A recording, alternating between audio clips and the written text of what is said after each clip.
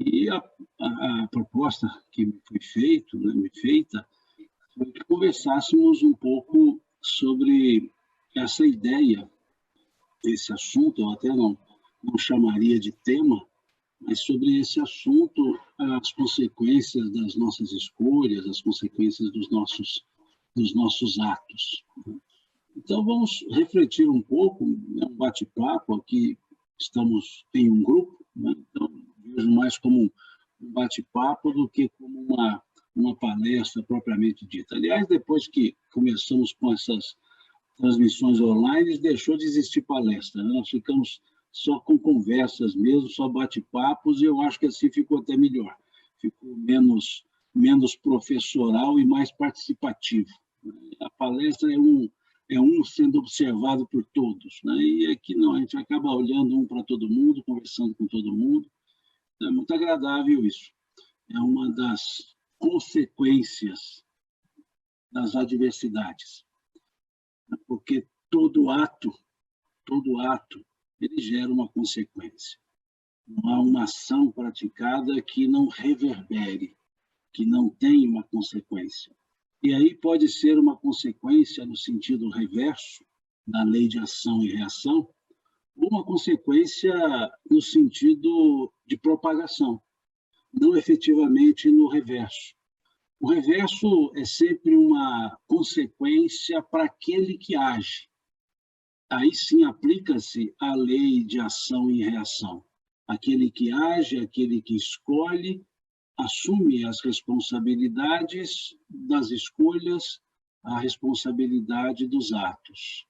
Mas há aquelas consequências que são de propagação dos atos, que afetam as outras pessoas. Todos os nossos atos, eles também reverberam, aliás, eles reverberam no ambiente no qual estamos, com as pessoas com as quais vivemos. Então, quando falamos de consequências dos nossos atos, não é só a consequência reversa, não é só a consequência para aquele que age, que é talvez o primeiro pensamento que vem. O primeiro pensamento que vem é a ideia da ação e reação. Mas as consequências também são as que foram geradas para um grupo de pessoas que conosco convivem. Para um grupo de pessoas que não necessariamente conosco conviva. Porque poderemos praticar atos que afetem uma sociedade inteira, conhecidas ou não conhecidas as pessoas.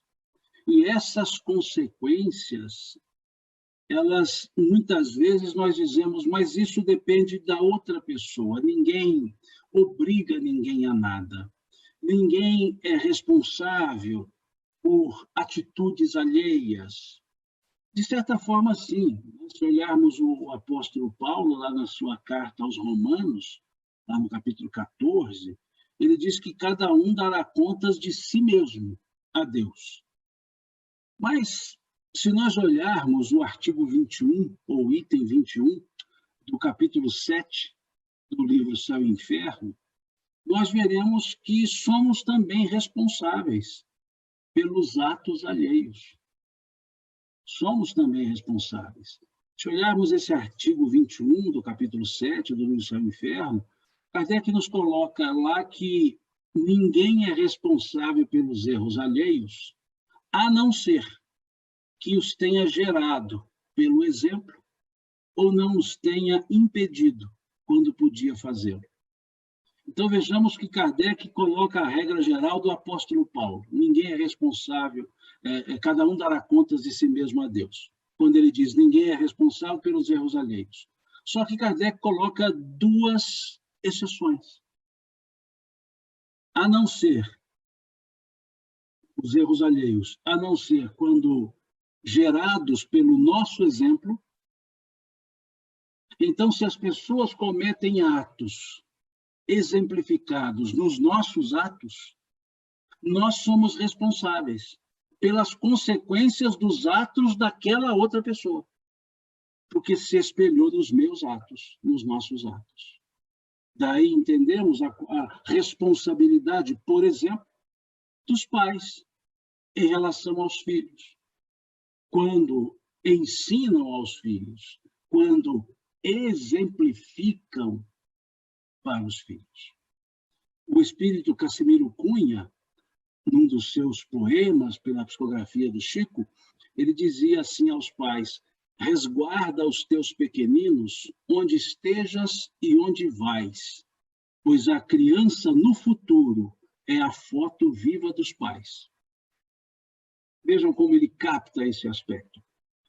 Então vejamos que a responsabilidade não é só em relação ao que nós fazemos conosco, é em relação ao que nós fazemos que gera ou que é tomado como exemplo por outras pessoas, e essas pessoas agem segundo esse exemplo. Dessa forma, então, a pessoa responderá pelas consequências dos seus atos, eu responderei pelas consequências por ela ter exemplificado em meus atos. Daí nós percebemos o quão sério, o quão delicado é estar em uma referência social, servir de exemplo para os outros, ser um ponto de comparação para os outros, porque todas as ações desses outros, se copiadas de mim, daquele tipo, se ele fez, eu também posso, se ele errou, eu também posso, reverberam essas consequências naquele que agiu, naquele que foi o primeiro ator do ato. É isso que está, então, nesse item 21 do capítulo 7 do livro Céu e Inferno. E lá acrescenta Kardec, ou não os tenha, ou seja, os erros alheios, não os tenha impedido, quando podia fazê-lo. Vem o aspecto, então, da omissão. Então, pela omissão, nós podemos ser responsáveis pelas consequências em outros. Então, vejam como Kardec foi preciso quando ele estruturou esse raciocínio lá no Código Penal da Vida Futura. Lá no Código Penal da Vida Futura. Falando desses aspectos de responsabilidade pessoal para com os seus próprios atos e consequências em si mesmo da pessoa, e a responsabilidade pelas consequências do ato afetando outras pessoas ou fazendo com que outras pessoas cometam os mesmos atos, bons ou não. Então, vejamos que nós temos uma tripla responsabilidade do efeito das nossas ações para conosco, do efeito das nossas ações para os outros, com os outros, e do efeito das nossas ações dos outros para consigo, para com eles mesmos. Daquele terceiro para com ele, porque espelhou em alguém. Então, esse é um ponto que talvez poucas vezes nós pensamos, porque falamos muito da consequência da lei de ação e reação para comigo. O que eu fiz, consequência em mim, mas a consequência em outro. O que eu gerei na outra pessoa? Que sentimento eu gerei na outra pessoa em função da atitude que eu pratiquei, do ato que eu pratiquei? Que consequência eu gerei? Que sentimento eu gerei nessa outra pessoa? E essa pessoa segue o caminho e gera em outra pessoa. E onde está o nascedouro primeiro? Tive um professor no curso de Direito que dizia sobre a questão da responsabilidade objetiva, da responsabilidade subjetiva do nosso mundo do direito. Ele dizia assim: você, lá no seu trabalho, você briga com o seu colega, você fala duro com o seu colega de trabalho, você entristece, enraivece o seu colega de trabalho, ele chega em casa nervoso e briga com a esposa. A esposa fica nervosa e briga com o filho. O filho fica nervoso e briga com o cachorro. O cachorro sai à rua e morde uma pessoa. Quem é o responsável pela mordida da pessoa? O primeiro que gerou a ação. No caso, eu que briguei com aquele colega de trabalho, que brigou com a esposa dele, que brigou com o filho, que brigou com o cachorro, que o cachorro foi lá e mordeu alguém. O menos culpado na história, o menos responsável na história é o cachorro, que não teria responsabilidade por consequência efetiva dos seus atos por falta de consciência do ato. Mas todos os outros, a minha responsabilidade para com aquele com quem eu discuti, a dele para com a esposa, a da esposa para com o filho, a do filho para com o cachorro e a do cachorro para com ninguém. Então, percebam o que é reverberação de consequências. Como que ela reverbera? Como que isso ele contava para explicar o nexo de causalidade. Ou seja, qual é o nexo causal entre o que eu briguei no trabalho com o colega e a mordida do cachorro?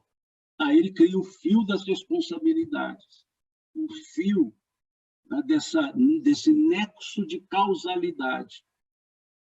Então é preciso que nós pensemos nesse aspecto, nesse sentido, e nos perguntemos: que tipo de sentimento eu gero nas outras pessoas? Porque essa será a minha responsabilidade, com o tipo de sentimento que eu gero nas outras pessoas. Ah, mas o sentimento é dela, ela que escolheu agir assim. Dela para com ela, sim. De mim para com ela, não. Porque ela tem a sua determinação, o seu livre-arbítrio, de parar nela. Mas eu causei nela uma sensação, nessa outra pessoa. Ela pode não levar à frente, ela pode não chegar até o cachorro, até o transeunte da rua.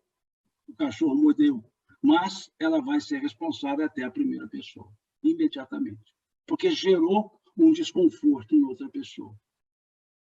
Então é preciso que nós percebamos. E essa atitude para com o outro gera, então, a outra consequência. A consequência de mim, da minha ação, de mim para comigo. A consequência do meu ato, mas agora para comigo. Aí entra a ideia da prestação de contas, o aspecto da consciência, o aspecto onde eu terei que lidar com a consequência do ato, no estado pessoal. Esse estado pessoal que vai me levar a duas atitudes: a ser reticente com relação a refazer o ato, ou gerar um arrependimento para que eu possa refazer, consertar, mitigar os efeitos do ato. Daí a questão da autodeterminação. Se essa consequência, se o meu ato, se o meu pensamento afetou unicamente a mim, respondo no tribunal da consciência.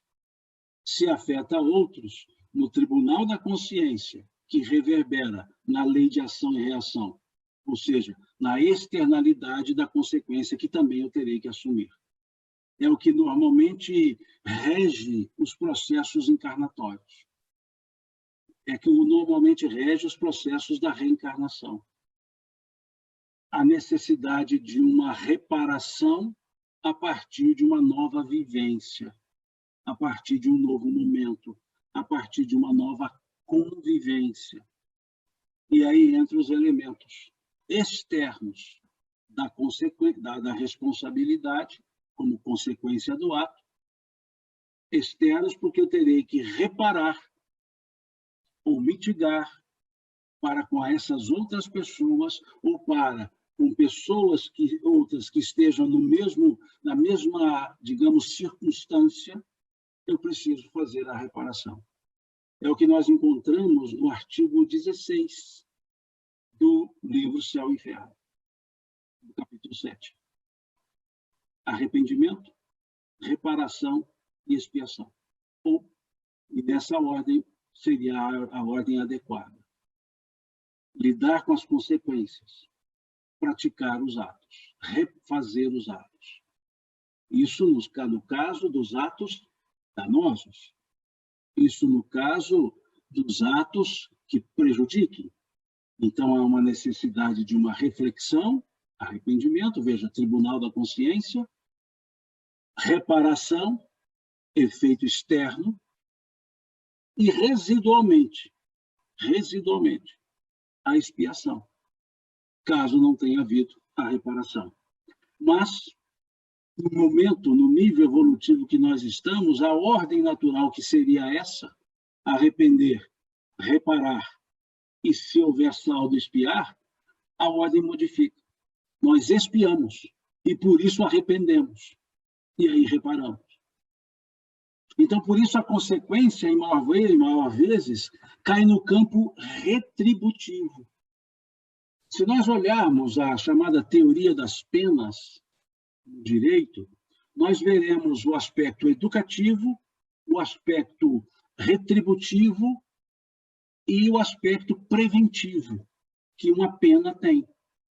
Um aspecto preventivo é porque a pessoa, vendo que a outra responsabilizou-se, ela não vai querer praticar o mesmo ato, porque senão ela terá responsabilidade igual. Então, havendo a, aspas, punição, há uma tendência de evitação.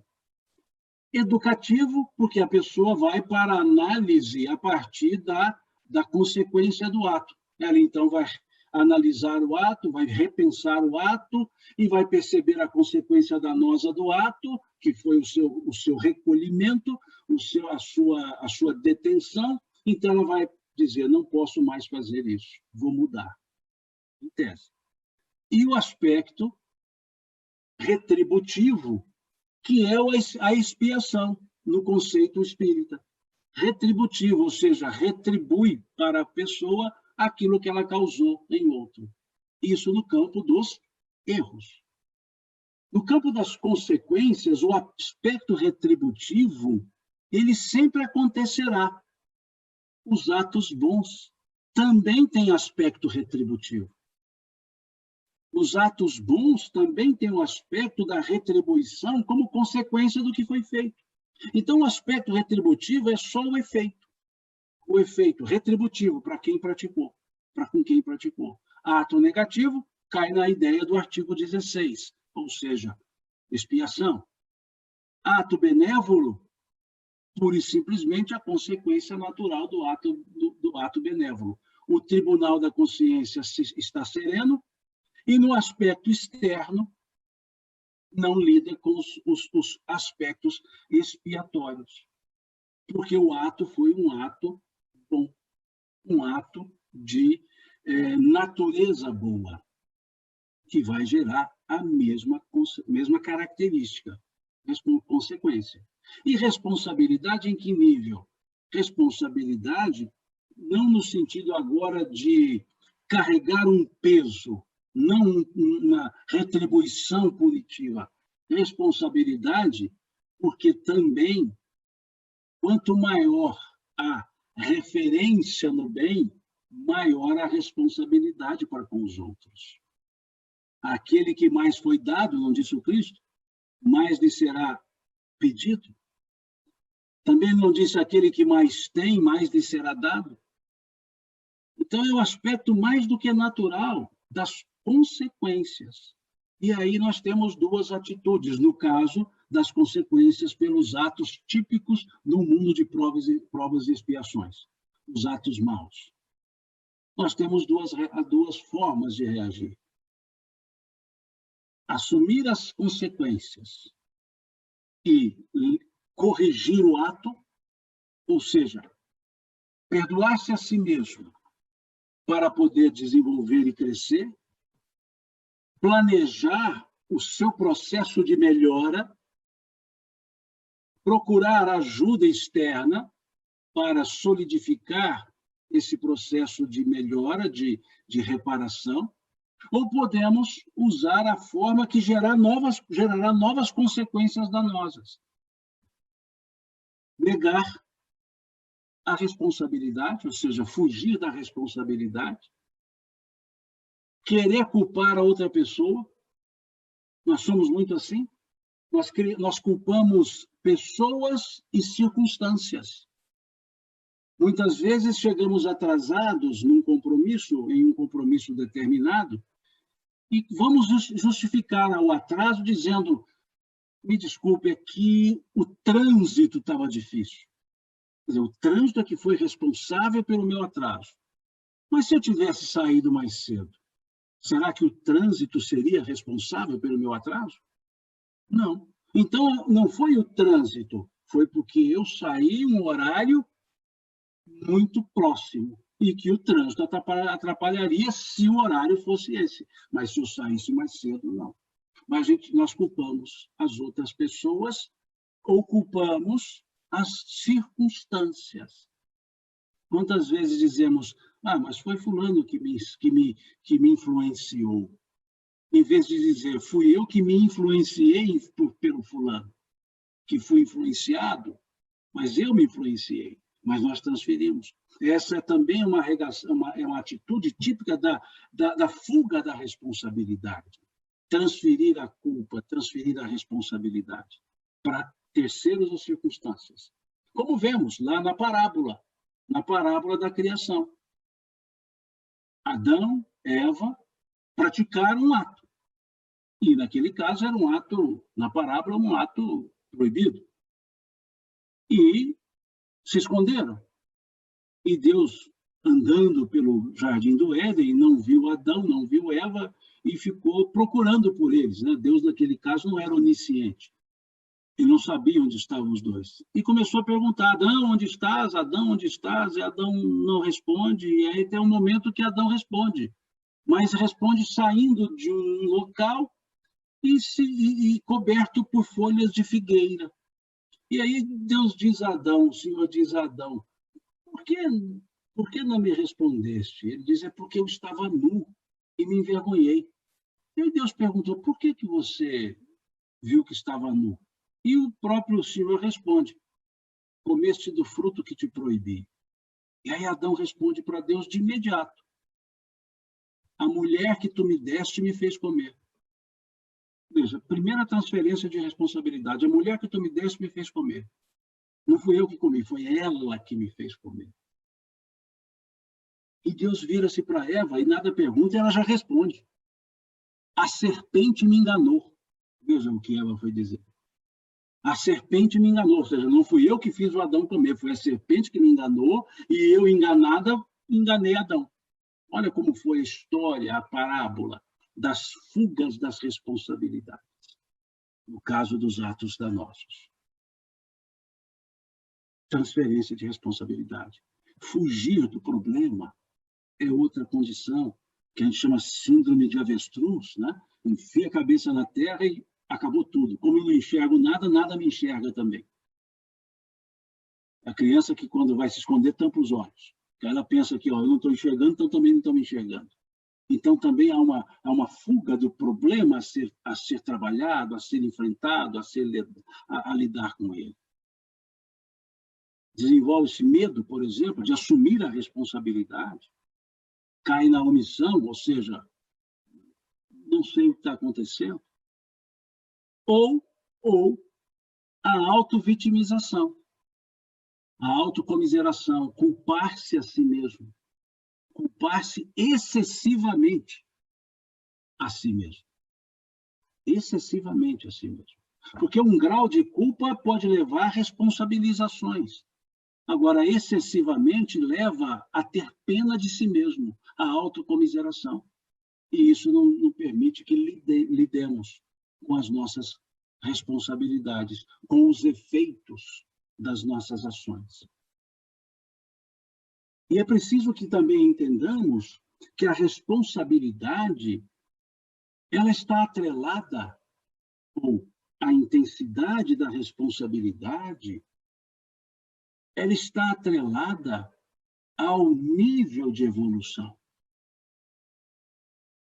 Quanto mais, diz o Cristo, aquele que mais tem, mais lhe será cobrado, aquele que mais foi dado, mais lhe será pedido, diz ele. Quanto maior o nível de consciência, quanto maior o nível do conhecimento existencial, maior é a responsabilidade. Ela é diretamente proporcional à evolução. Se nós olharmos a questão 122 do Livro dos Espíritos, nós veremos ali os Espíritos dizendo que o livre-arbítrio se desenvolve com a evolução. Se verificarmos a questão 132 do livro Consolador, da de Emmanuel, nós veremos Emmanuel dizendo que há uma coexistência de fatalismo e livre-arbítrio. E diz ele que o fatalismo impera-se, o determinismo, né, palavras dele, o determinismo impera-se nas camadas inferiores da evolução. E o livre-arbítrio se amplia à medida que o espírito evolui. Então, quanto mais evoluído, mais liberdade eu vou tendo. Só que junto com a liberdade, o livre-arbítrio, as responsabilidades vão acontecendo. Quando eu era criança, dizia o apóstolo Paulo aos Coríntios, quando eu era criança, quando eu era menino, agia como menino, pensava como menino, vivia como menino. Quando cheguei a ser homem, acabei com as coisas de menino. Ou seja, a responsabilidade começa agora a acontecer. Então, só há responsabilidade à medida que há consciência. Então, quando nos colocamos conscientes do ato, a responsabilidade é diretamente proporcional a essa consciência do ato. E esse ato, se afetar pessoas, ou seja, singular e plural, tem as consequências singulares e plurais também, nas mesmas proporções. O aspecto reativo da minha atitude, da minha ação. Então, é preciso que nós entendamos que quanto mais dizemos saber, mais nos comprometemos com o fazer, com as consequências do fazer, mais nos responsabilizamos. Jesus, certa vez, ele fazia um discurso, por assim dizer, ele falava com as pessoas, dizendo assim: eu vim para que os cegos vejam, e os que dizem vejo se tornem cegos. Veja uma frase dele. Eu vim para que os cegos vejam, e os que dizem vejo se tornem cegos. E o doutor da lei, então, pergunta a ele: senhor, estás a dizer que nós, os doutores da lei, que nós somos cegos? Ele disse: não. Se vós fosseis cegos, vós não teríeis pecado. Mas por dizerdes vejo, é que o pecado se instalou em vós.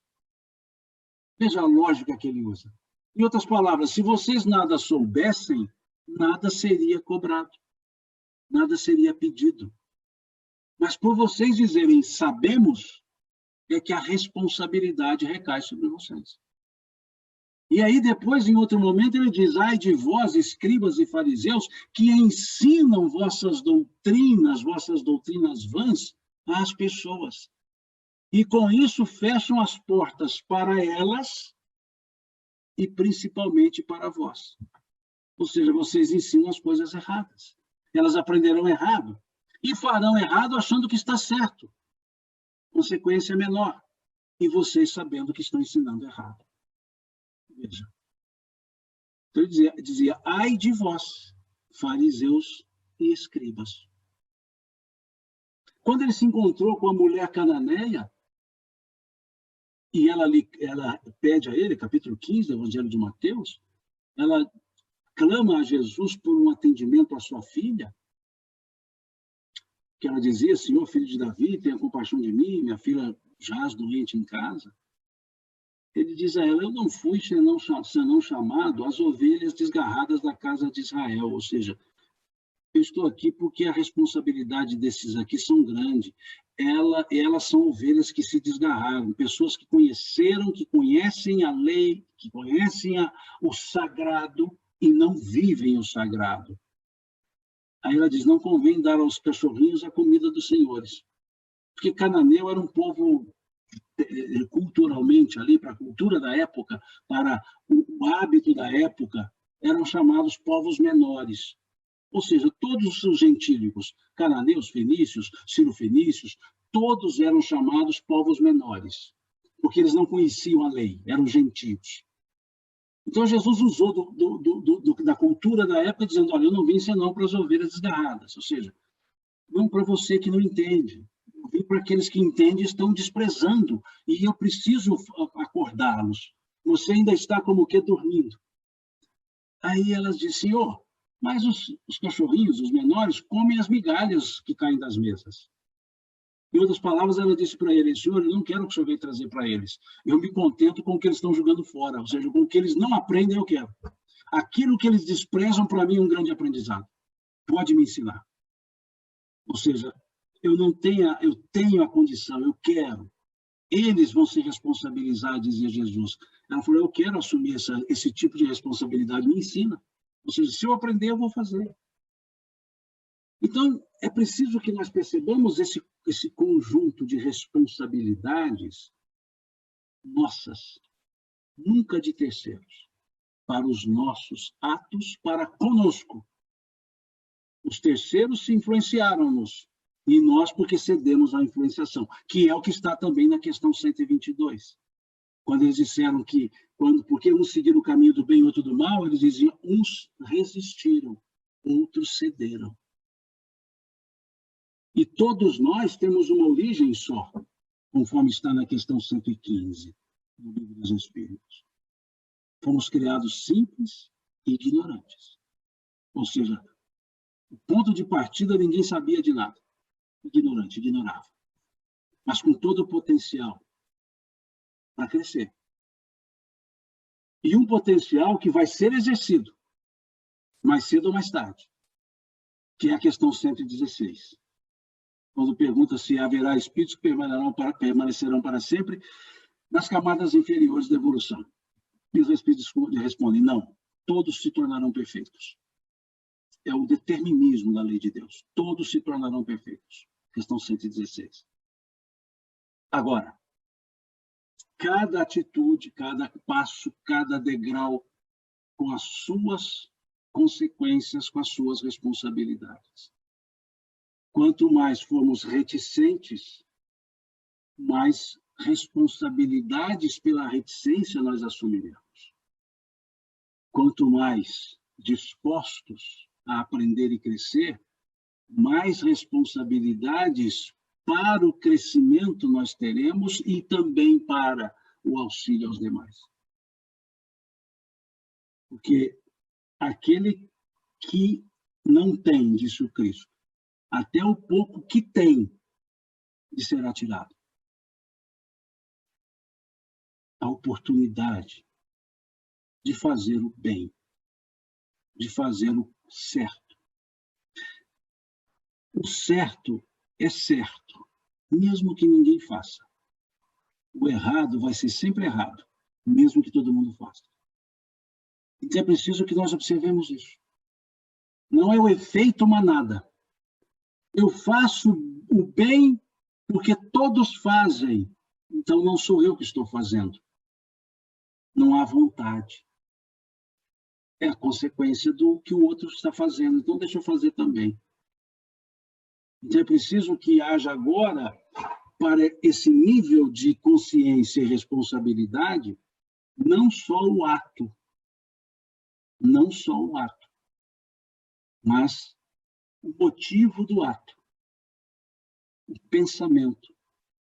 Leon Denis, no capítulo 24, do livro O Problema do Ser, do Destino e da Dor, ele dizia, quando os meus atos são bons e os meus pensamentos são maus, existe uma falsa aparência do bem. Veja, quando os meus atos são bons e os meus pensamentos são maus, existe uma falsa aparência do bem. Qual a consequência desse ato? Não vai ser pelo bem aparente, vai ser pela efetiva vontade. Que, por exemplo, pode ser, um exemplo banal que seja, presidente de centro espírita, na campanha do quilo. Chega alguém e fala assim para o presidente, você não vai ajudar as pessoas na campanha do quilo, pedir os alimentos? Ele diz, claro, eu sou o presidente do centro, se eu não for, o que vão falar de mim? Veja, se eu não for, o que falarão a meu respeito? Então, estou indo pelo que os outros dirão, não pela vontade de ir. Esse bem, diz Leon Denis, é falso. Ele, desculpe, não é falso, ele é aparente. É uma falsa aparência. Porque o outro acha que eu estou fazendo bem, mas eu não estou fazendo bem, eu estou fazendo com má vontade um ato que é bom. Então, qual é a consequência desse ato? É a consequência do sentimento. Então, a ideia é consequência da vontade, consequência do sentimento, consequência do pensamento, seguido de uma ação ou não. O apóstolo Paulo, ele escreve lá no capítulo 15 do livro do Evangelho segundo o Espiritismo, é o Espírito Paulo, né, de Tarso, que assina a mensagem, é uma mensagem só que está lá no capítulo 15, Fora da Caridade não há salvação, e a mensagem também tem o mesmo título, Fora da Caridade não há salvação. Ele escreve no final do primeiro parágrafo: para fazer o bem é necessária a ação da vontade. A ação da vontade. Ter vontade de não fazer também não tem consequência benévola. A ação da vontade. Agir sem vontade também não tem. E ele acrescenta: para não fazer o mal, bastam frequentemente a inércia e a negligência. Ele chama isso de virtude negativa, não fazer o mal. E fazer o bem ele chama de virtude ativa. Ele diz, não basta uma virtude negativa, é preciso uma virtude ativa. Portanto, diz ele, para fazer o bem é necessária a ação da vontade. Para não fazer o mal, bastam frequentemente a inércia e a negligência. A responsabilidade pela omissão. A responsabilidade por achar que não fazer o mal já está bom. E aí diz que para isso basta ficar quieto. Basta a negligência, basta a inércia.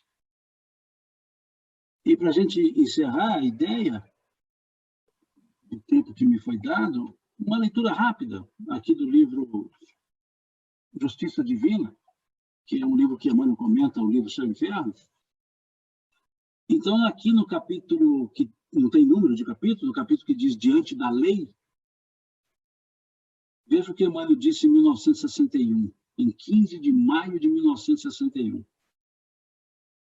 O espírito consciente, criado através dos milênios, nos domínios inferiores da natureza, chega à condição de humanidade depois de haver pago os tributos que a evolução lhe reclama. À vista disso, é natural que compreendas que o livre-arbítrio estabelece consequências e determinadas posições para cada alma, porquanto cada pessoa deve a si mesma a situação em que se coloca. E aí ele vem. Possuís o que deste. Possuís o que deste, desculpe. Granjearás o que vens dando. Conheces o que aprendeste. Saberás o que estudas. Encontraste o que buscavas. Acharás o que procuras. Obtiveste o que pediste. Alcançarás o que almeja. És hoje o que fizeste contigo ontem. Serás amanhã o que fazes contigo hoje. Chegando no dia claro da razão, simples e ignorantes diante do aprimoramento e do progresso, com a liberdade interior de escolher o próprio caminho. Todos temos, assim, na vontade, a alavanca da vida, com infinitas possibilidades de mentalizar, realizar e assumir as consequências. O governo do universo é a justiça que define em toda parte a responsabilidade de cada um. O governo do universo, ou seja, as leis de Deus, é a justiça que define em toda parte a responsabilidade de cada um. A glória do universo é a sabedoria expressando na luz nas consciências. O sustento do universo é o trabalho que situa cada inteligência no lugar que lhe compete. A felicidade do universo é o amor na forma do bem de todos. O Criador concede às criaturas, no espaço e no tempo, as experiências que desejem para que se ajustem, por fim, às leis de bondade e equilíbrio que o manifestam. Eis porque permanecer na sombra ou na luz, na dor ou na alegria, no mal ou no bem, é ação espiritual que depende exclusivamente de nós. Ou seja, nós somos os artífices das nossas próprias existências, da nossa evolução, e somos os únicos responsáveis diante de nós mesmos pelo que nós fazemos. E diante de Deus, pelo que nós pensamos. Porque dizem os Espíritos, só Deus conhece no íntimo do nosso pensamento. Então, nós somos responsáveis pelo que fazemos, somos responsáveis pelo que pensamos. Pensamos diante de Deus, pelo que fazemos diante dos próprios atos. Então, a responsabilidade é nossa, como disse o Cristo, com a medida que medirdes, serei vós mesmos medidos. Não é uma questão externa de punição. É que eu não tenho como usar 2 pesos e 2 medidas. Se eu uso um peso e uma medida para alguém, é o mesmo que eu tenho que usar para comigo. Ou seja, da forma que eu vou querer analisar o outro, eu preciso analisar a mim. Da forma que eu tributo ao outro uma responsabilidade, eu preciso tributar também a mim. Como disse o Cristo, vede o argueiro no olho do teu vizinho, mas não vê a trave que cobre o teu. Lá no Sermão do Monte, lá no capítulo 7. Então, pensemos nisso, que as responsabilidades não são punições externas, são consequências naturais. Não são beatitudes externas, são consequências naturais dos atos, das escolhas. Obrigada, Simão Pedro, pelas excelentes reflexões. Muitíssimo obrigada. Então, podemos ir para as perguntas? Adriana, por favor. Oi. A primeira pergunta é: boatos, fofocas e tantas outras formas de disseminar a má informação, como considerar a responsabilidade pessoal de seus promotores? Veja, Emmanuel dizia que, ele falava assim, sejas tu o último anteparo de todo e qualquer mal. Em outras palavras, chegou até você, para. O que acontece é que nós propagamos. A responsabilidade está no efeito dessa propagação. Quem cria o boato, quem propaga o boato, são responsáveis pelas consequências que advierem. Pelos desesperos causados, pelas angústias causadas, pelas ansiedades causadas, pelas desilusões, pelas frustrações. Então, todo e qualquer ato danoso ou benévolo tem a consequência. Então, de quem é a responsabilidade? De todos que estão na corrente da propagação. Porque não há boato só em uma pessoa, só há boato se a segunda seguir. Que se for de 1 para 1 é um comentário, parou ali, mentiroso ou não. Mas se o segundo fez seguir, boato. Porque senão não tem propagação. E o primeiro que teve a intenção de que propagasse, resolveu contar para aquele outro. E a chave para abrir o boato é dizer assim, não conte para ninguém. Estou falando só para você. Aí já está aberta a porta para a coisa fluir. Então é preciso que nós analisemos isso, quando Emmanuel então vai dizer, sejas tu o último anteparo de todo e qualquer mal. Então, tudo bem, ouvi, parou aqui. Posso até dizer, olha, isso não é verdade. Mas parou aqui também, morreu o assunto. Então, a responsabilidade é sempre das pessoas que estão na cadeia, no exemplo, na cadeia dos boatos, das fake news, de tudo isso. Todas elas. E algumas dessas justificam, dizendo assim, não, eu estou passando do jeito que eu recebi. Eu não sei se é verdade, me contaram assim. Então, para que vai seguir se não sabe se é verdade? Olha, estou vendendo pelo preço que eu comprei. Olha só. Olha quantas frases de transferências de responsabilidade a gente cria para furtarmos-nos as nossas próprias responsabilidades. Obrigada. Adri, nós temos umas perguntas, né? Sim. A próxima pergunta é, por favor, pode explicar se existe diferença entre lei de causa e efeito e ação e reação? Ação e reação é uma espécie da lei de causa e efeito. Causa e efeito é um gênero. Ação e reação é das questões da causa e efeito. A ação e reação é uma cópia, por assim dizer, da terceira lei de Newton, quando ele dizia que toda ação gera uma reação contrária de igual força e igual potência. Então, se há um choque de dois objetos, a ação, há uma reação de repulsa, ou seja, reação contrária. Então, você tem a força A, a força B, e elas se refratem. Os ímãs, quando se aproximam, que são de igual condição, eles se repelem, ação e reação. Então, ação e reação é dizer que não há uma ação que não gere uma reação. E isso está no contexto da lei de causa e efeito.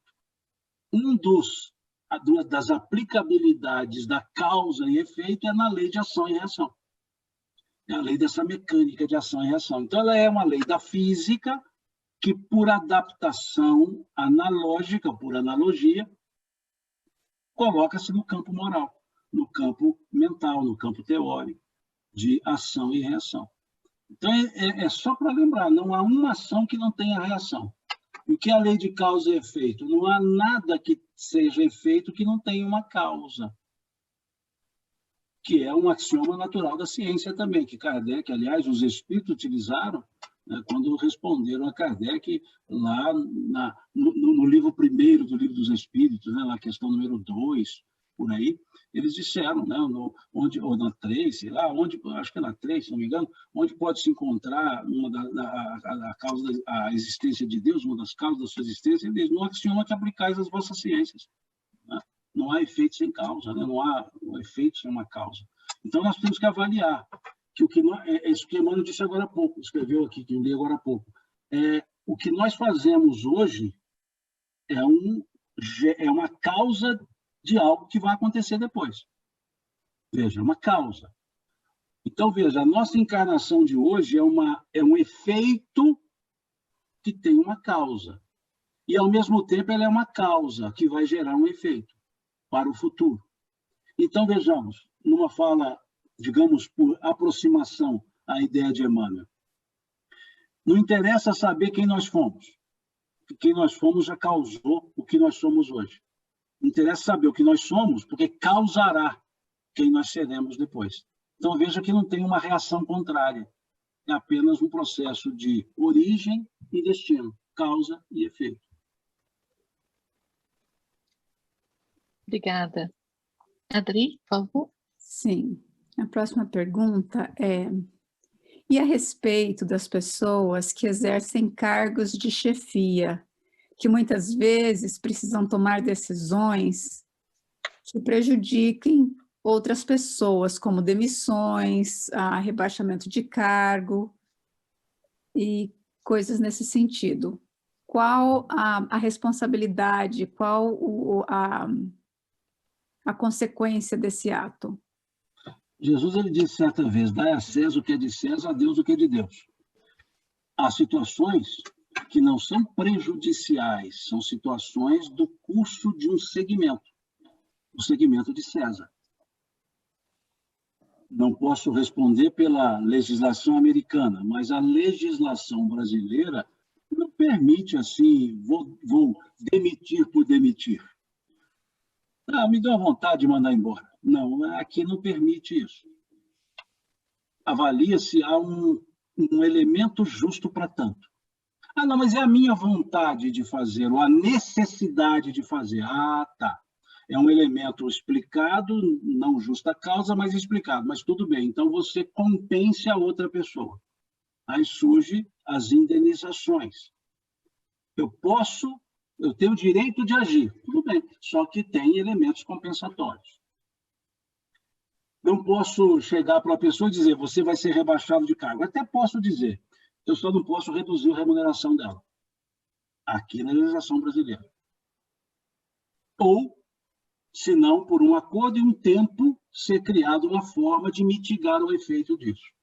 Então, vejam, são elementos sociais, são responsabilidades sociais. Então, se você aqui segue isso, você não está prejudicando. Se você segue outra forma de legislação, no caso aí, não está prejudicando, está exercendo que de César aquilo que César deu. Agora tem um ponto, é avaliar se essa é a medida realmente necessária. Porque muitas vezes optamos pela medida mais rápida. E a mais rápida pode ser não a medida correta, não a medida necessária. O primeiro que nós queremos fazer para reduzir custos, pessoas. E muitas vezes temos outros tipos de custos que poderiam ser trabalhados primeiro, antes de trabalhar com as pessoas, de lidar com as pessoas. Então, muitas vezes, nós tomamos a medida mais prática. Ou desumana. Em que sentido desumana que eu quero dizer? É o seguinte, está aqui. A partir de amanhã você não vem mais. Por que não uma conversa mais humanizada? Para falar a mesma coisa? Por que não? Não, porque não tem que falar. Né? Mandou embora, mandou embora. Não, peraí. É um ser humano contra ser humano. Aí já não entra César. O César é a demissão. Agora, a maneira não é mais César. A maneira é a pessoa. Cordialidade, respeitabilidade, consideração. E aí entra aquela ideia, veja, na maneira. Aí não é César fazer ao outro que gostaria que o outro fizesse a mim.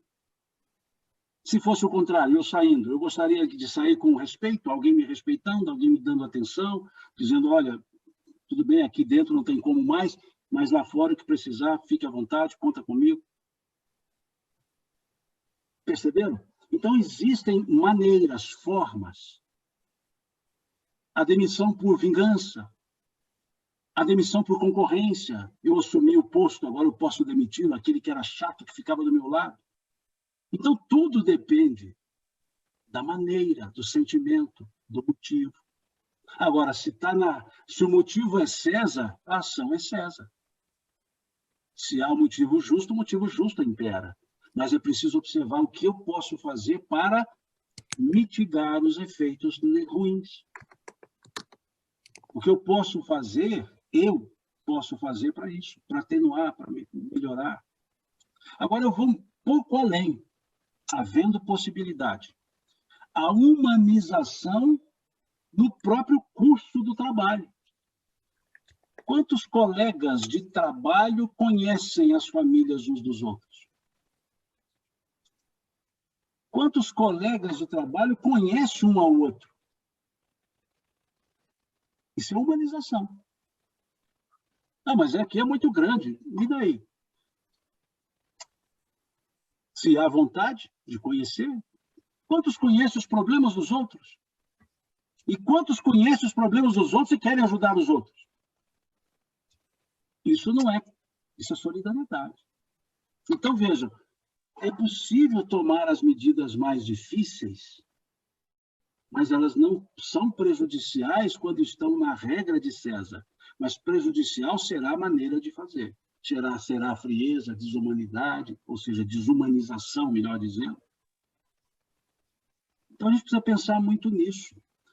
Pensar muito, vamos sair do outro campo agora, um companheiro de casa espírita que não tem ido mais com frequência, resolveu sair da casa, azar dele que sair.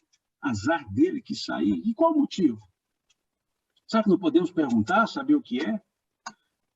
Então, nós vamos tratar assim, um pouco mais humanizados. Eu falo muito aos meus alunos aqui do direito que não existe, não há como eu dizer, eu sou profissional.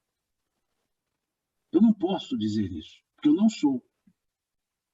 Eu trabalho com profissionalismo, mas eu sou ser humano. Eu sou um ser humano que trabalha com profissionalismo, mas eu nunca deixarei de ser ser humano. Eu nunca serei um bom trabalhador, um bom profissional, se eu não for uma boa pessoa. Porque me faltará um ponto, a humanidade. Que eu serei, então, comparado a uma máquina. Então, eu serei só eficiente, mas não serei humano. Então, é preciso que nós olhemos isso. Não é prejudicial a demissão, o rebaixamento. É prejudicial se foi sem motivo, é prejudicial se foi sem humanidade, ou seja, sem enxergar a pessoa com a qual eu estou lidando. Isso é importante. E isso nós aprendemos na doutrina espírita. Obrigada, muito boa explicação. Adri, nós temos mais perguntas, por favor? Temos sim. A lei do karma ganha outra interpretação ou visão pelo Espiritismo? Veja, a lei do karma, ela não é uma forma espírita de se avaliar. Lei do karma e causa e efeito não são semelhantes. A ideia do karma, o sânscrito, é uma digamos, punição clareadora. A ideia do causa e efeito não é punição.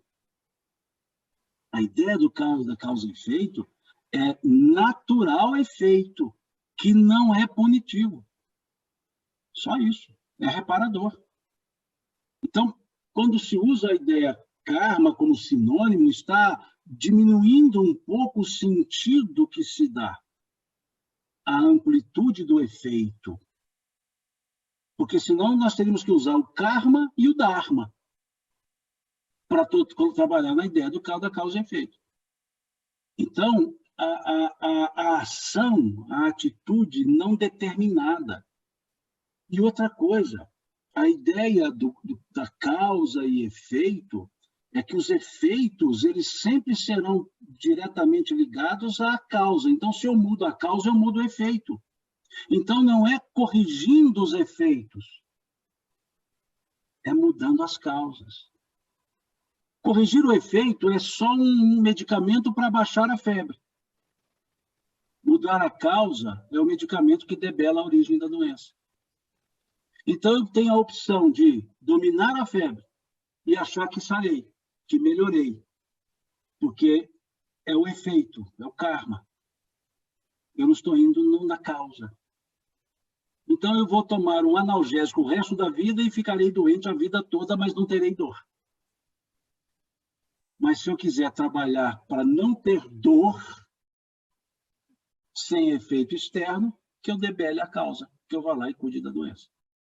Então, a ideia da causa e efeito é sempre agir na causa. Por isso é que Kardec trabalhou esses dois pontos. Lá no capítulo 5 do Evangelho segundo o Espiritismo, quando ele coloca causas atuais das aflições e causas anteriores, chamando sempre a atenção para a causa, começando da vida presente, ou seja, do momento da encarnação presente, e se não achar, vai para a anterior. A ideia kármica é sempre na anterior. É sempre uma atitude na anterior existência que determinou essa existência. E se nós olharmos melhor na ideia que trazem os Espíritos, tanto no capítulo 5 quanto nas questões 258 e 259 do Livro dos Espíritos, principalmente a 259, nós veremos que há mudanças na própria encarnação para melhoria ou para intensificar os efeitos danosos, quando eu faço novas escolhas aqui dentro, dentro dessa encarnação, o que Kardec chamou causas atuais. E se nós olharmos melhor, nós veremos que a maioria dos efeitos que nós estamos tendo, no sentido karma, a causa foi na própria encarnação. Ah, isso é karma, eu não tenho sorte no meu casamento, é o meu 8º. Não tem sorte. Opa, vamos pensar melhor isso. Espera aí. Não, porque na encarnação passada eu desprezei, eu abandonei pessoas, eu não quis me casar, agora é karma, tenho que me casar muitas vezes. Não, isso está faltando, mineiramente falando, aí vem a palavra mineira que ajuda, falta karma, karma mineira, ou seja, falta calma, falta ponderação. Por que as pessoas se casam? Ah, por amor. Ixi. Se casam por falta de dinheiro, se casam por carência, se casam por carência, se casam por fuga, se casam para naturalizar-se. Veja, se casa por paixão, por beleza física. E aí vem a pergunta, quanto tempo dura o casamento? Quanto tempo dura a causa? Quando se separa, não se pergunta assim, por que vocês se separaram? Pergunta assim, por que vocês se casaram? Porque aí você vai perceber, acabou a causa, acabou o casamento. Casou pela beleza, ficou feio, dá licença, casamento não existe mais. Casou-se pela naturalização, já passou o prazo, já, então obrigado, a gente divorcia, acabou a conversa. Casou-se por fuga, não preciso fugir mais, já estou bem, não tem... Opa, casou-se por carência, já estou tranquilo, não sou carente mais, acabou o casamento. Casou por dinheiro, já peguei minha parte, não precisa continuar casado. Então é isso que nós vamos perceber. A maioria das questões, das causas, não estão no karma passado, estão nas atitudes presentes. Por isso que lei de causa e efeito é mais ampla. Por isso que eu disse, precisa do karma e do dharma para poder entender esse conceito. Então, sim, respondendo à pergunta, é uma nova visão que pode se dar de uma aplicabilidade do conceito, mas não é o conceito. Obrigada, Simão. Nós estamos preocupadas com o seu horário aí, que já passou, né, da meia-noite. Eu já estou em casa. Então, na verdade, nós temos mais 3 perguntas. Pois não. Eu não sei se você estaria disponível para responder ou não, e não queremos realmente abusar da sua boa vontade de estar aqui conosco, né? Se eu estivesse fora de casa, então, fica à vontade. Mas agora, como é que eu falo? Preciso ir embora? Eu estou em casa. Então, o máximo que eu vou dizer é que eu preciso trocar de cômodo. Só isso. Então, fica aí a seu critério. Acho que nós temos mais 3 perguntas, né, Adri? Isso, então. Pode ser? Serão as últimas, né? Então, vamos para a próxima. Isso. Dentro do processo de causa e efeito, sabemos que todas as doenças que manifestamos, como o câncer, podem ter tido origens nesta ou em vidas passadas. Após a manifestação da doença, e no caso até de desencarne, ocorre o reajuste do perispírito ou poderá ainda haver a desarmonia numa nova encarnação? Tudo depende. A questão não é quantitativa. Não é o fato de eu ter a doença e passei a vida material, essa encarnação toda com a doença. A questão é como eu agi, como é o meu sentimento em relação a tudo isso. Como é o meu estado resignatório ou resignativo em relação a isso. Então, senão seria apenas um aspecto quantitativo. Não, eu tive a doença, então agora eu convivi com ela. Não. Eu posso ter uma situação adversa, um exemplo aí, uma doença, e lamentar a vida toda. E culpar Deus a vida toda, dizendo assim, oh meu Deus, por que só fez isso comigo? Quer dizer, por que não faz com os outros? Então, tudo depende de como lidamos com o acontecimento. Seja, no exemplo aqui, uma doença ou quaisquer outras adversidades. Como nós lidamos. Daí é que vem aquilo que está no capítulo 5 do Evangelho segundo o Espiritismo, o bem e o mal sofrer. O bem e o mal sofrer. Eu gosto sempre de colocar, brincando, mas os espíritas não gostam de sofrer, mas precisam sofrer com gosto. Ou seja, o que é sofrer com gosto? Saber entender esse processo. E ter a resignação para lidar com o processo. Podendo dar fim, ótimo. Ou seja, dar fim à doença, no sentido curá-la, sim. Não podendo, sim também. Ou seja, lidando com isso. É o que o apóstolo Paulo dizia, né? Aprendi a viver contente em toda e qualquer situação. Ou em outras traduções, aprendi a contentar-me com o que tenho. Sei viver em abundância, sei viver em penúria. Então, é esse o aspecto que vai determinar. Quando fala a restauração, a harmonização, não me lembro agora a palavra, do perispírito, que foi colocado na pergunta. O que é perispírito? É um corpo. É um corpo.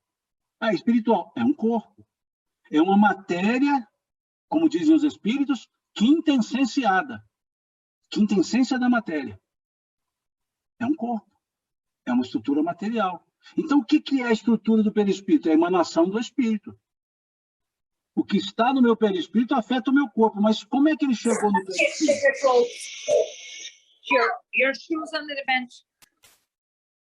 Chegou no perispírito através da emanação do próprio espírito, ou seja, eu, com a minha estrutura mental, imantei o meu perispírito.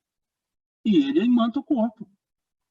Se eu quero a cura do corpo, então eu vou curar o perispírito. Mas espera aí. O perispírito não é a origem. Ele também é um corpo. Eu preciso curar a mim mesmo. A mim mesmo quem eu, o espírito. Enquanto eu tiver sensações deletérias, eu estou imantando o meu perispírito de formas deletérias e ele vai imantar o corpo físico que vier a ser utilizado. Então, a cura real, ela é sempre de dentro para fora. O de fora é o efeito. A doença é o efeito. Então, eu preciso observar a causa. A causa está no meu desequilíbrio. Meu quem? Espírito que eu sou. Aí sim, pode ser dessa encarnação, pode ser de outra, sim. Agora, um outro ponto, um parêntese só. Nem toda dor, nem toda a doença, é uma consequência de erros. Vejam, há situações que foram escolhas do espírito para o desenvolvimento próprio, para o crescimento. É um investimento que ele fez. Eu escolho isso. Vamos olhar a passagem que está no capítulo 9 do Evangelho de João. O cego de nascença. Cego de nascença. Veja, diz, Jesus, passando com seus discípulos, avistaram um cego de nascença. E um discípulo lhe perguntou, Senhor, quem pecou para que ele nascesse cego? Quem pecou para que ele nascesse cego? Foi ele ou foram seus pais? E a resposta de Jesus, nem ele pecou, nem seus pais. Veja, nem ele, nem seus pais. Nasceu assim para verificar agora a glória de Deus. Ou seja, ele escolheu uma situação da cegueira sem ser consequência, foi uma escolha, e ali, por ele não ter débito, e foi uma prova, porque ele poderia se complicar nisso, não tinha débito para nascer cego, optou nascer cego, então, durante a vida de encarnado, ele poderia estar lamentando-se disso, e aí sim, criando situações adversas. Então, era uma prova para que Jesus pudesse ali curá-lo.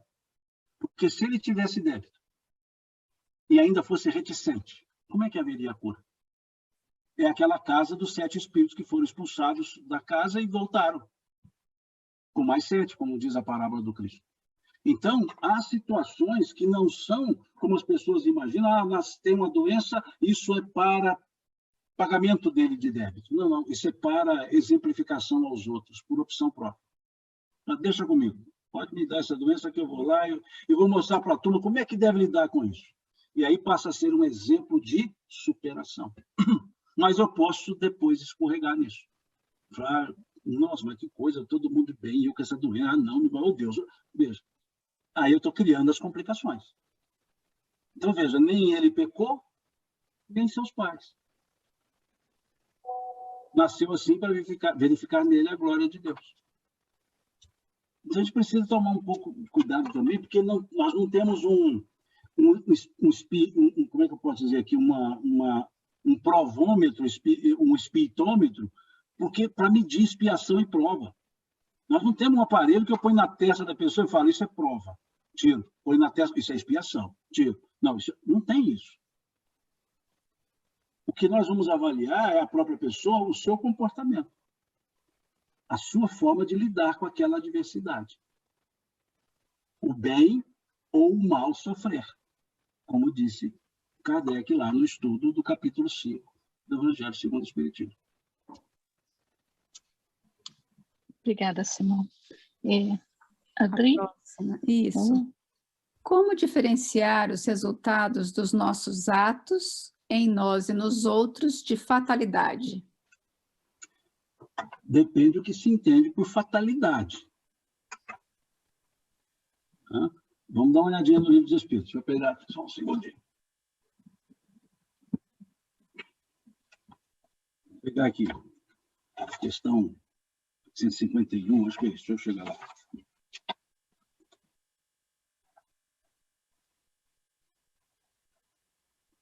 Isso é isso mesmo.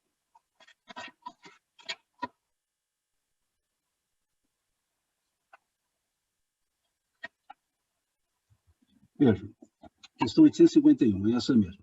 Haverá fatalidade nos acontecimentos da vida de acordo com o sentido atribuído a esse vocábulo? Em outras palavras, todos os acontecimentos são predeterminados? Neste caso, o que vem a ser o livre-arbítrio? Olha a resposta que os Espíritos dão. A fatalidade só existe pela escolha que o Espírito fez ao encarnar, de sofrer esta ou aquela prova. Olha aí, que resposta tranquila. Ao escolhê-la, elege para si uma espécie de destino, que é a consequência mesma da posição que se acha colocado. Refiro-me às provas físicas, porque no tocante às provas morais, às tentações, o espírito, conservando o livre-arbítrio quanto ao bem e ao mal, é sempre senhor de ceder ou resistir. E aí segue a resposta. O que eles estão dizendo aqui? Eles estão nos remetendo à questão 259 do Livro dos Espíritos, quando dizem que a fatalidade só existe pela escolha que o espírito fez ao encarnar de sofrer esta ou aquela prova. Aí vamos lá na questão 259, para a gente ver. Veja o que diz os Espíritos lá na questão 259. Na 258, Kardec pergunta se o espírito tem consciência do que lhe acontecerá durante a vida física, e eles respondem, ele mesmo escolhe o gênero de provas pelo qual deve passar. Aí na 59 ele pergunta, na 59 ele vai perguntar, se o espírito pode escolher o gênero de provas que deve sofrer, seguir-se-á que todas as tribulações que experimentamos na vida foram previstas e escolhidas por nós? Eles respondem, todas não é bem o termo. Porque não escolhestes nem previstes tudo que vos acontece no mundo, até mesmo as menores coisas. Escolhestes apenas o gênero das provações. Os detalhes são consequências da posição e muitas vezes das vossas próprias ações. Então, quando nós falamos fatalidade, são os grandes acontecimentos. Os grandes acontecimentos foram provas escolhidas. Faz parte da escolha das provas. O gênero de provas. Então, por isso é que eu perguntei que sentido se dá a palavra fatalidade. Porque, nesse sentido, não há uma fatalidade. Aí eu sugiro a leitura do artigo 9º, do capítulo 7º, do livro Céu e Inferno, que fala da solidariedade das reencarnações, quando dizem que as reencarnações pertencem ao mesmo espírito. Por isso elas são solidárias. Por que em uma encarnação eu ajusto questões da outra? Porque sou eu mesmo. Eu, na outra encarnação, não sou outra pessoa, sou eu. Para tentar fazer de outro jeito, mas continuo sendo eu. Então ele diz que as reencarnações são solidárias, porque elas pertencem ao mesmo espírito. Para explicarem o porquê das consequências dos erros, das ações erradas. Então, veja, não é fatalidade. Porque se houver fatalidade, no sentido que se dá essa palavra, Deus não seria Deus. Porque ele estaria exigindo de mim fazer uma coisa diferente do que está determinado por ele. E me cobraria por eu não ter feito diferente, se ele determinou que tinha que ser feito de outro jeito. Então, não seria lógica isso. Porque Deus estaria, então, dizendo, olha, você tem que evitar o mal, mas põe na fatalidade eu praticar o mal. Então, não há congruência para isso. Ah, Simão, mas eu quero dizer fatalidade assim. Tinha que acontecer. Ah, sim, tudo bem. Tinha que acontecer se estivesse programado. Porque sem a programação não aconteceria o grande acontecimento. As coisas pobrezinhas dependem do caminho que eu tomo dentro do gênero. O gênero de prova, problema da saúde. Que doença? Aí é detalhe. Aí depende do que eu fizer, mas eu terei debilidade da saúde. Então, eu serei uma pessoa mais propensa a adoecer-me. Com qual doença? Com a doença da época. Mas eu vou ser propenso. Por quê? Porque o gênero é a debilidade da saúde. Então, isso está escolhido. Isso é até interessante lá na questão 500 alguma coisa, que trata, 400 alguma coisa, desculpa, que trata do, não, 500 alguma coisa, que trata do pressentimento. Os espíritos voltam nesse assunto. Vamos achar aqui, estou com o livro de espíritos aberto, não tem problema. Que eles vão falar do pressentimento, tá vendo? Eles acabam trabalhando a mesma ideia, 522. Olha o que eles falam aqui desse pressentimento. O pressentimento sempre é um aviso do espírito protetor. Aí diz o espírito responde, é um conselho íntimo e oculto de um espírito que vos quer bem. Aí depois eles continuam. Também está na intuição da escolha que se haja feito. Não, porque tem fatalidade, tem gente que prevê o que vai acontecer, então já estava marcado a acontecer. Olha o que os espíritos explicam. A intuição da escolha que se haja feito é a voz do instinto. Antes de encarnar, o espírito tem conhecimento das fases principais da sua existência, isto é, do gênero de provas com as quais se compromete. Quando estas têm caráter marcante, ele conserva no íntimo uma espécie de impressão, que é a voz do instinto. E essa impressão, despertando, quando chega o momento de sofrer as provas, torna-se pressentimento. Veja como os espíritos explicam cada coisa. Basta a gente folhear o livro dos espíritos. Está tudo lá explicado. E uma coisa amarrada com a outra. Veja, isso aqui não nos leva à questão 400, à questão 851, não nos leva à questão 258, 259, ou seja, eles amarram tudo isso. Quer dizer, eles deixam a linha, né? A gente vai lá amarrar, né? A linha está colocada aqui, a gente vai amarrando. Então, veja, não há esse sentido de fatalidade. Há escolha. Aí sim, nós temos alguns compromissos dos quais nós não vamos nos distanciar. E um elemento da fatalidade, aí os espíritos explicam lá na questão 870, 71, 72, eles vão trabalhar esse conceito da morte. Aí eles dizem, aí sim, a data dela, sim, o momento dela, aliás, eles não falam data, o momento dela, sim, pode ser antecipado, mas nunca postergado. Antecipado pelo suicídio, com as consequências dele, mas postergado não. O momento, não é o dia, o momento. Então, quer dizer, há um momento ali, nesse período aqui, ó, fica atento, qualquer hora você está indo. Está voltando, melhor dizendo, nesse período, nesse momento. Então, quando alguém fala assim, teve uma moratória. Não, veja, a moratória é que daqui até aqui podia ficar. Estava para ir aqui, mas até aqui podia ficar, vamos empurrar até aqui. Agora, depois daqui, não. Então, quando fala moratória, é o espaço de tempo que os espíritos chamam de momento, o momento da desencarnação, que não é dia e hora, é dentro de um momento, de um período, de um momento que vai ocorrer. Então, aí sim é uma fatalidade. Mas por quê? Escolhido lá atrás, olha, cheguei aqui para tanto tempo, para ficar aqui até o momento tal, condições normais é essa. Então, volta mais uma vez, gênero, escolha. E não uma fatalidade no sentido de aconteceu por força do destino. Não, aconteceu porque eu fiz as escolhas lá atrás.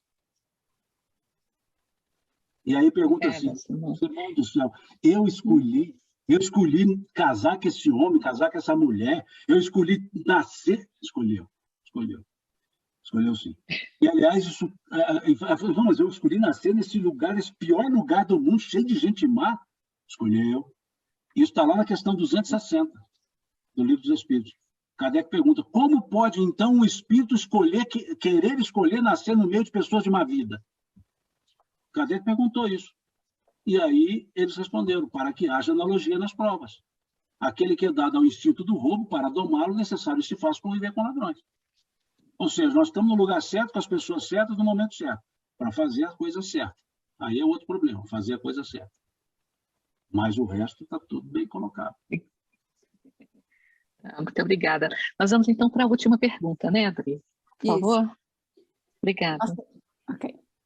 Nossa atitude, como semear é o que vamos colher, isto é igual a causa e efeito? Em tese, sim. Vamos lá. Eu nunca colherei senão aquilo que eu semeei, como disse o Cristo, né? Lá no Sermão do Monte, capítulo 7 também. Não se colhe uvas de espinheiros, nem figos de abrolhos.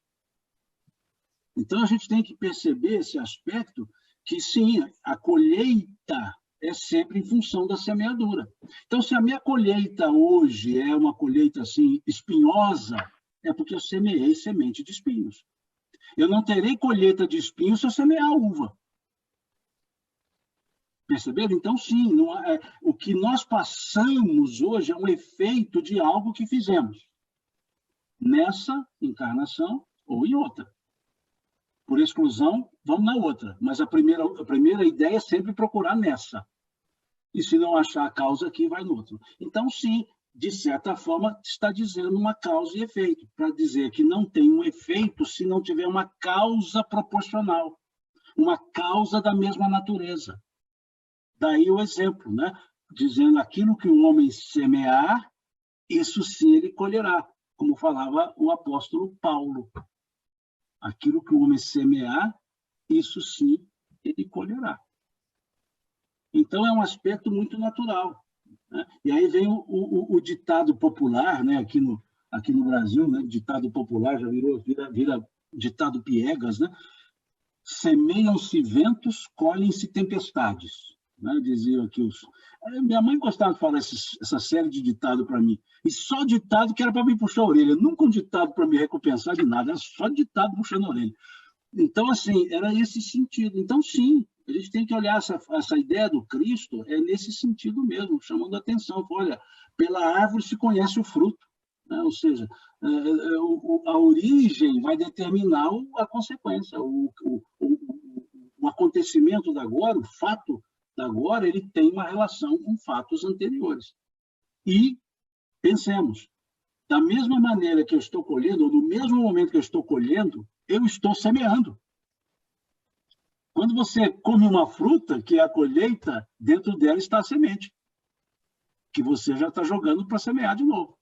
Então, veja, eu estou colhendo o que eu semeei, mas estou semeando o que eu vou colher. Então, se a minha colheita não está boa, opa, deixa eu mudar a semeadura. Deixa eu trocar essa semente. Deixa eu semear outras coisas. Porque aí a consequência vai mudando. Em outras palavras, se eu quero resolver um problema, ou se eu quero mudar um resultado, eu preciso mudar a atitude. Eu vou continuar fazendo do mesmo jeito, eu vou continuar tendo os mesmos resultados. Então, é esse aspecto. Então, a semeadura foi feita, a colheita está sendo feita, mas eu posso mudar a semeadura a partir do exemplo da colheita. Opa, está muito ruim essa colheita, vamos trocar de semente. Vamos semear outra coisa agora.